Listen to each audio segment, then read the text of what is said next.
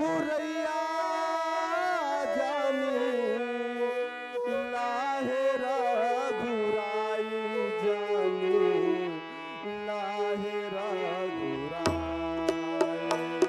मरम तो हरि जानी लाहे रघुराई मरम तो हरि जानी लाहो रघुराई मर रघुरैया जानी लाहे रघुराई जानी लाहे रघुराई मरम तो हरि जानी लाहे रघुराई मरम तो हरि जानी लाहे रघुराई घाट पे तोर कदोरी रहा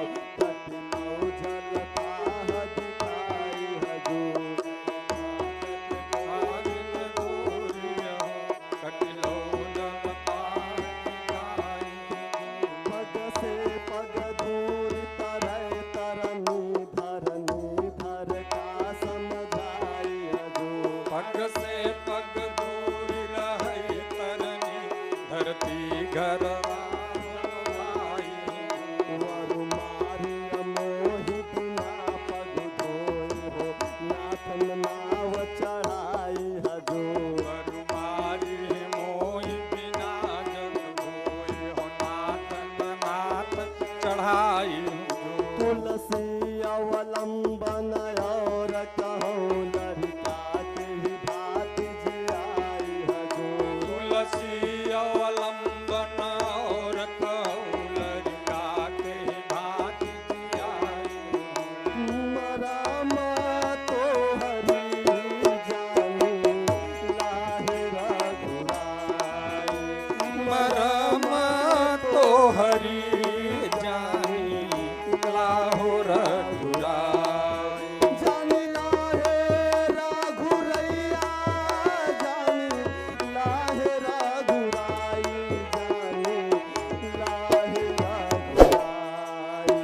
मरम तो हरि जानी लाहे रघुराई मरम तो हरि जानी लाहो रघुराई मरम तो हरि जानी लाहो रघुराई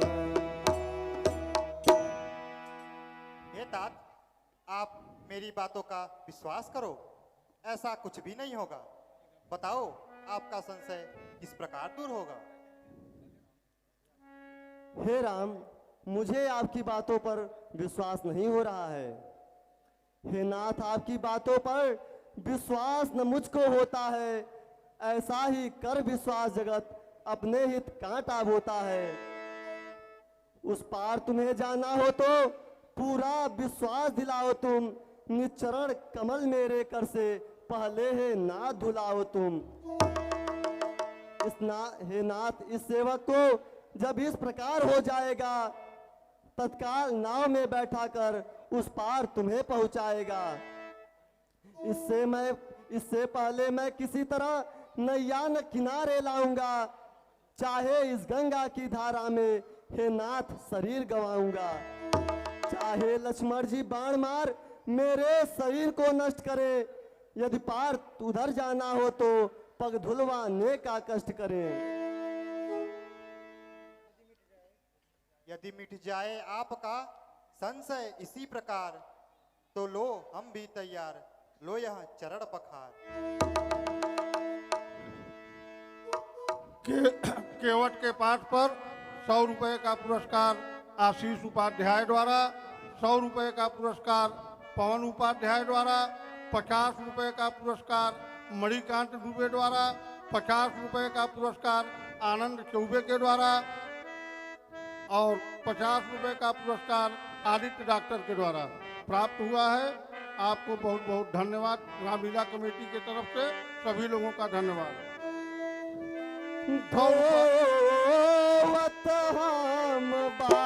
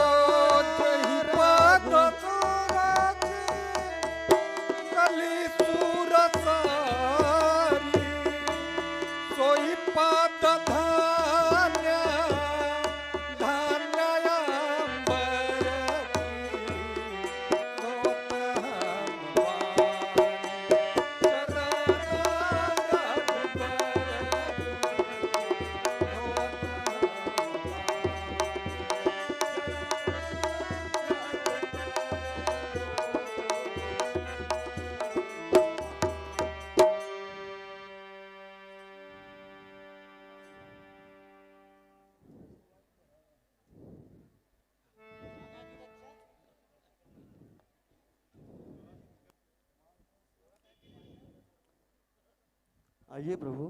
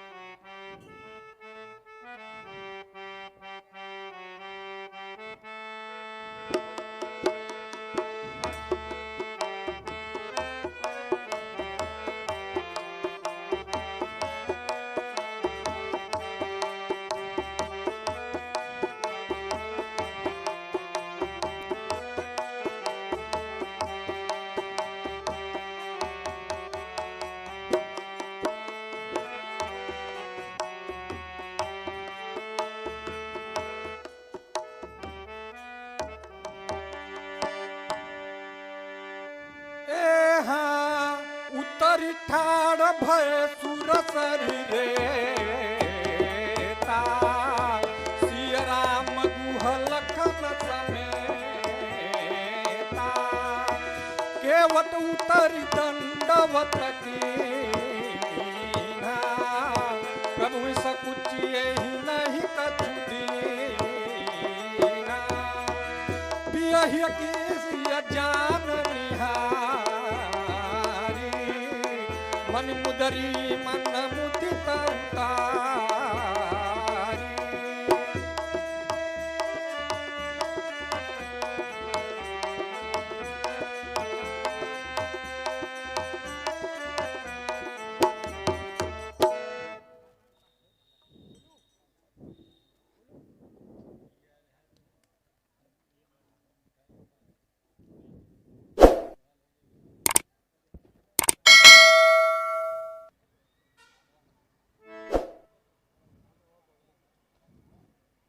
हे माझी, तुम यह मुद्रिका उतराई के रूप में ले लो।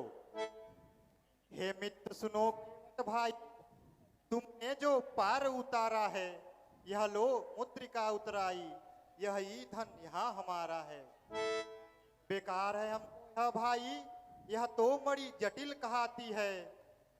यह मुद्रिका सीता को इस समय नहीं सुहाती है। मजदूरी तो मैंने स्वामी हे नाथ पेस्तर ही ले ली, और भी अपनी मुंह मांगी है ले ली। पौआ जो मैंने धोए थे वह क्या थी, वह मजदूरी थी। हाँ वही मजदूरी थी, जीवन भर की मजदूरी थी। कोटि कोटि जन्मों की मजदूरी उस पर वारी है। हे नाथ एक जूझ पर उसके बैकुंठ लाख बलिहारी है। मैं गंगा घाट का सेवक हूँ, आप भव सागर के सेवक केवटो। मैं इस गंगा के तट पर हूँ, आप भव सागर के तट पर हो। आओगे यदि लौटकर इसी मार्ग से आप, ले लूंगा मैं उस समय उतराई चुपचाप।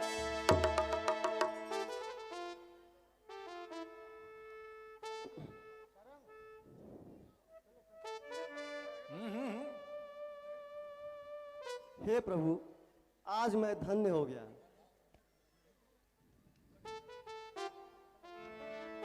केवट के पाठ पर 100 रुपए का